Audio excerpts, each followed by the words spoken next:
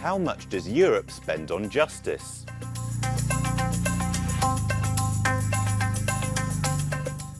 New figures released by the Council of Europe show that across the continent, countries spend significantly less on their respective justice systems than other public sectors. Europe only spends about 0.31% of its GDP on justice, amounting to €85.40 per inhabitant on average. The Council of Europe found that wealthier countries like Switzerland, Monaco and Luxembourg generally allocate a higher budget to the justice system, sometimes exceeding €200 per inhabitant. Less wealthy countries such as Montenegro, Ukraine and Bosnia and Herzegovina, on the other hand, devote a higher percentage of their GDP to justice. The Council says this reflects a greater effort in relation to their economic resources. Most of the justice budget around Europe is spent on the courts, about 2/3, with a quarter going to public prosecution and 11% on legal aid. While the amount spent on the former two has gone up, there's been a 16% decrease in legal aid spending since 2020, according to the Council of Europe. The conditions for obtaining it also vary. In some countries, specific categories of people, such as victims of domestic or sexual violence or asylum seekers, automatically benefit. In 2022, Europe had an average of 22 judges, 12 public prosecutors, and 180 lawyers per 100,000 inhabitants. However, there are huge disparities between countries due to differences in judicial systems and things like whether a country employs lay judges or not.